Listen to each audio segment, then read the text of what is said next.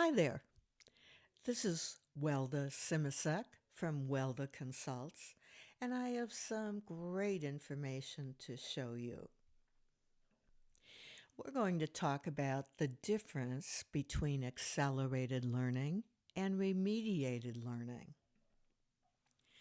Accelerated learning is determining the most efficient and effective way to help students experience grade level learning based on where they are today. Most schools have a way of recording assessment scores for students at the beginning of the year that show where students are in relation to grade level standards. So some students are in the red zone or the below grade level zone. I've worked with some schools that have a lot of students at this point. Then some students are in the yellow or middle zone, and that's approaching grade level. These are the students that you should spend a lot of time with because they're very close to getting to grade level and they can make it in a fairly short amount of time. Then there are those few students who are at the green level at the beginning of the year, and that means they're at or above grade level. You still want to work with those students because they deserve to grow too. So we have the red students. They're going to take a little time, but if we just remediate learning, they'll never catch up. The yellow students have a chance to catch up a little quicker, but you still want to accelerate their learning. The green students don't necessarily need to have accelerated learning, but again, learning from where they start and get them to move up. So, more about accelerated learning. You want to identify the most crucial knowledge and skills from the grade level standard that students actually need to move on, and then integrate those skills into lessons. In other words, focus on essential skills. So here's a grade 4 math standard. And again, it's wordy. But if you cut it out a little bit and you look at what's absolutely essential, that's what's in yellow here. So explain why a fraction a over b is equivalent to a fraction n times a over n times b by using visual fraction models. So that means you're going to use some manipulatives to help them move on. So, for example, you might do 3/4, 6/8, 9/12, where if n equals 5, okay, out of that equation, and this is 5, then it's 15,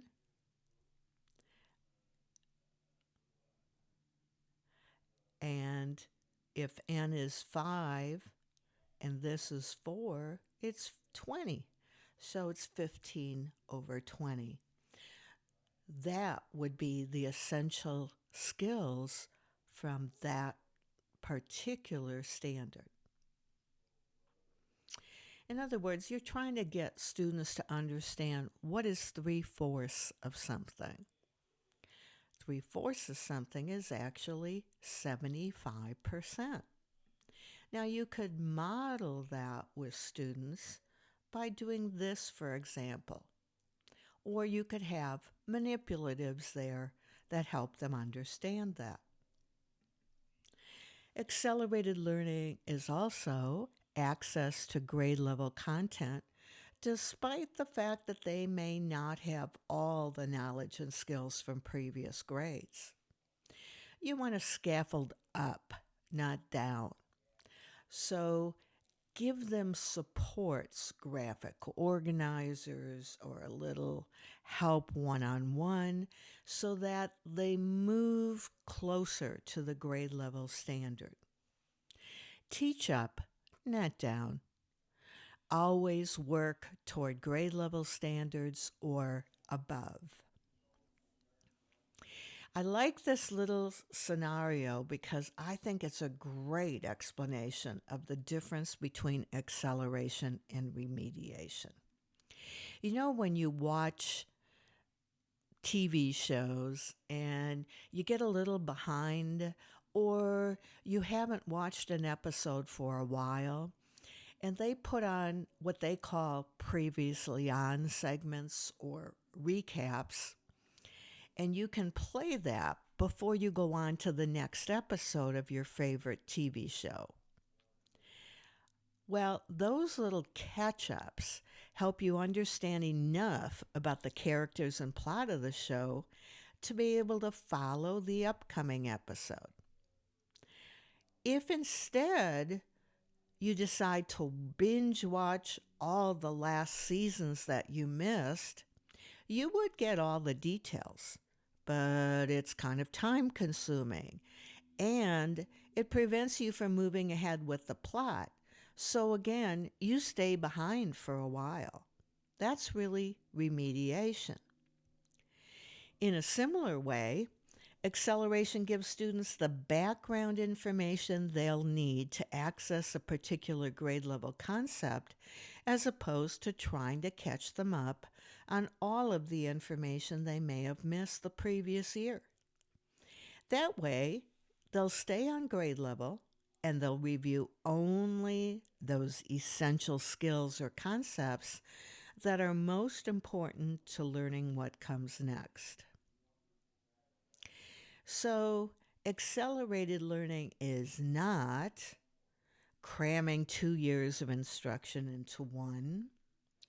It's not a one-size-fits-all approach where you do all the information, skills, review, all of that at the same time for all students. It is not spending time remediating large chunks of content from prior grades. In other words, it's not binge watching previous episodes.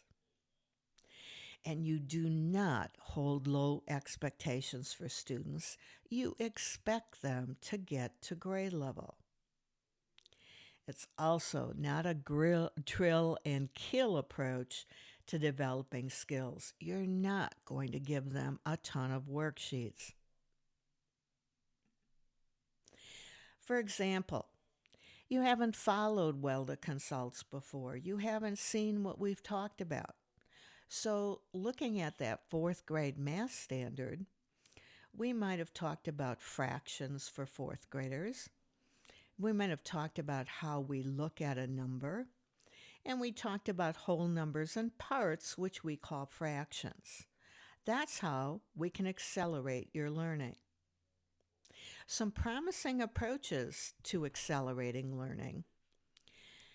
You want to pay attention to individual learners' specific needs over a prescribed period. So you tailor your instruction to individual learners or small groups of learners who are at that red or yellow or green spot. You want to focus on students' strengths, not weaknesses. And we'll talk a little bit more about that later, but make sure you know, for example, I knew that a third grader I was working with loved baseball. He couldn't read well. So what I did was I used newspapers to have him look at baseball scores. He was delighted to read that because he was interested in baseball. So leverage those student interests. It'll get them to the next step and learn the essential skills. Now, that means you have to know your students well, have a good relationship with them, know what each of their strengths are. You want to have active, hands on, fast paced lessons because remediation is slow and acceleration is quick. Also, make sure you give them adequate wait time. When you ask them a question, don't fill in the answer for them. Wait for them to think and process. So, hopefully, you go through your standards and prioritize them. Not all of them are equally important. And then concentrate on the essential skills as we did earlier with that fourth grade standard on fractions. Your goal is to move from the modeling stage to the applying stage. And we call that the gradual release of responsibility. So, in the modeling stage, we're going to show the students, and the important person is you, the instructor.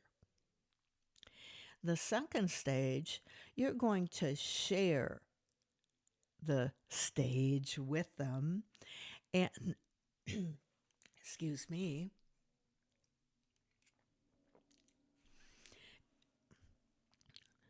So the students are becoming almost as important as you are.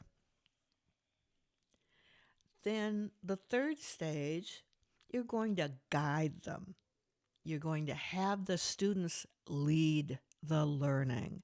And now you're on an equal par with your students. Finally, you're going to have them apply the learning. It's best if this is a real world kind of example. How would you use fractions in the real world? Now you'll notice the students are the ones that are important, and you're just a little person sitting on the side. So, what you're doing is moving from sage on the stage to guide on the side. Thank you for listening. If you want to contact me with some questions, suggestions, whatever, you can reach me at my email, welda@me.com, or my phone number, 608-320-0069. Thank you for listening.